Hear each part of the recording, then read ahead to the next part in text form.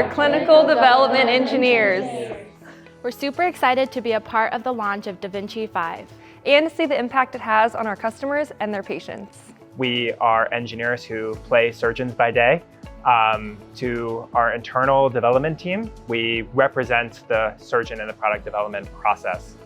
And externally, when we interact with our customers, we represent the engineer who is responsible for the product development of the robot. And we kind of switch between those two worlds periodically. I started at Intuitive in 2009 as an intern. That was actually in the software team. I became a clinical engineer in 2013 and been one ever since. I have been part of DV5 since the beginning. I was the lead clinical engineer on the surgeon side console. And now I lead the team of clinical engineers who work on the hardware and software of the system. We're in our clinical lab space. So as you can see, it's close to a real operating room. So we as clinical engineers will replicate the use case of using our device as close to a representative context as possible. The force feedback instruments are similar in the architecture to the existing Xi instruments, but these instruments have sensors along the inner shaft of the instrument that allow forces to be sensed at the instrument tip and relayed to the surgeon hand controls at the console.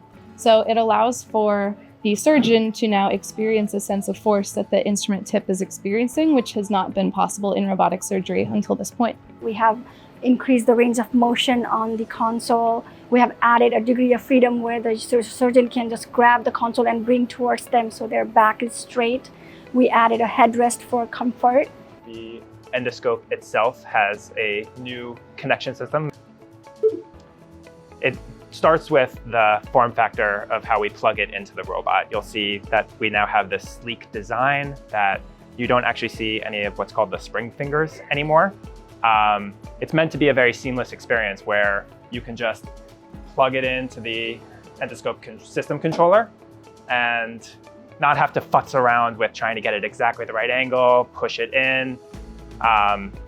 That is able to communicate with the robot wirelessly rather than through the spring fingers. We used to say taking surgery beyond the limits of human hands, and now I think we are taking the limits beyond human eyes, and we are providing data on top of the tool that we already provided. We're really changing the game with releasing this to the field. It'll enable a lot of new features down the line that are really pushing the boundaries of what robotic surgery is. I feel super lucky to be here during this process. I know it's been such a long journey for everybody, and so to be a part of it has been really awesome. Words cannot express how thankful we are for all the work that everyone's put into this. Thank you, team. Thank you, everybody who has contributed to the DV5 platform.